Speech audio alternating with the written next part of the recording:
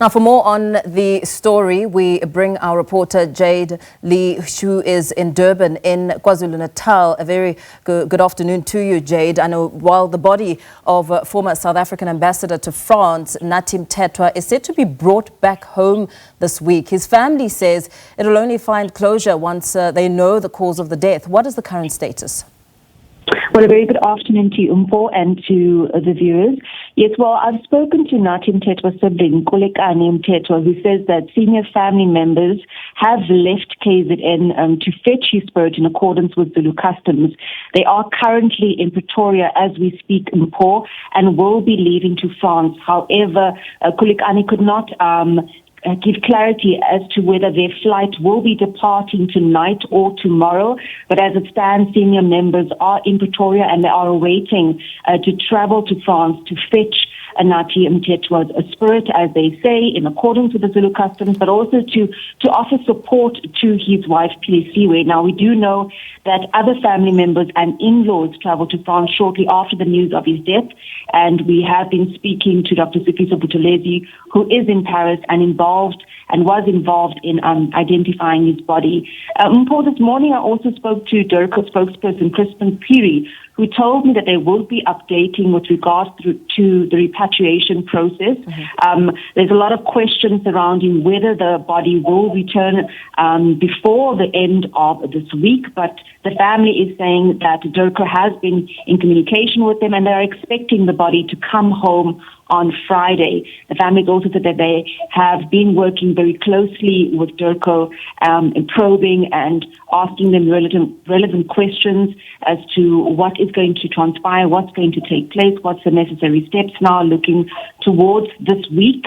And we've been also told that the presidency will also update with regards to if Nathi Mthethwa will get a state category funeral. We're not yet sure which category, but that's also talks on everyone's lips right now. So as it stands, what I can tell you is that senior members have traveled from KwaZulu-Natal and are currently in Pretoria waiting to go to France.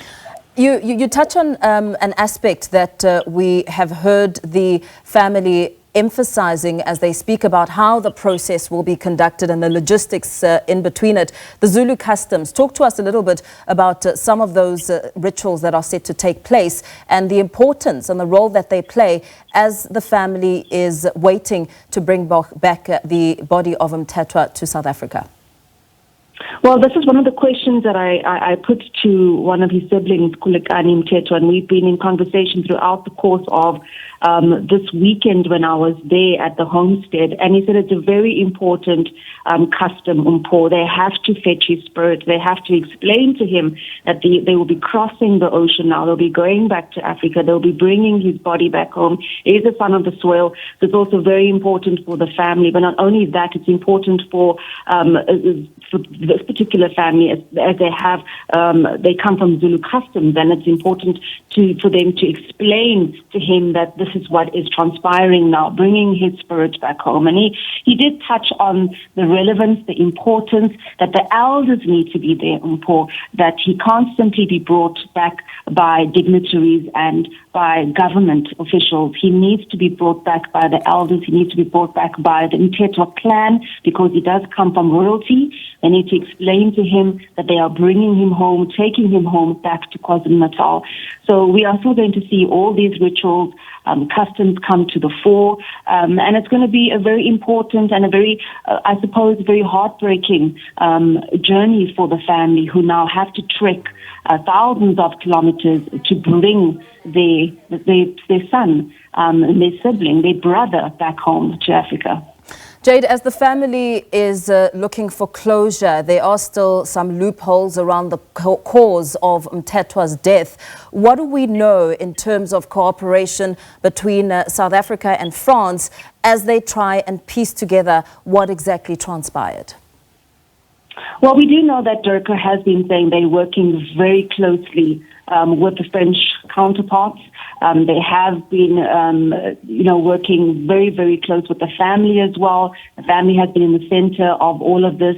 What we know right now is what they are telling us, that the French authorities are working with the investigators that are also going to be probing everything and possibly coming out with what exactly transpired. What we do know as South Africans, and as we wait the official probing into his death, all we can wait is the investigators from South Africa who are going to go there, 5 investigators who are going to be working with their friends, with the French counterparts, in understanding what transpired on that night. There has been a lot of questions around the booking of the hotel days prior to the horrific incident, but I suppose this will all come to light once that investigation has been concluded from both the French and South African authorities who are working hand in glove. Very well, let's perhaps leave it there for now. Our reporter Jayed Paulse, SABC News reporter, giving us a sense of the family and how they're feeling as they are waiting to ensure that there is closure with Mthethwa's body being brought back to South Africa. Meanwhile, the family says they hope that the investigations into his death will bring closure. Here at the late ambassador's residence, a sense of shock still very much prevails. So many unknown questions here about what exactly transpired that led to his tragic passing. Speaking to the late ambassador's wife, speaking to me, she said that there were so many reasons for them to be hopeful, speaking about recent trips to their favourite boulangeries for their favourite croissants here in Paris, also speaking about opportunities for South Africa going forward, investment opportunities between the likes of South Africa and Monaco that they were excited about pursuing.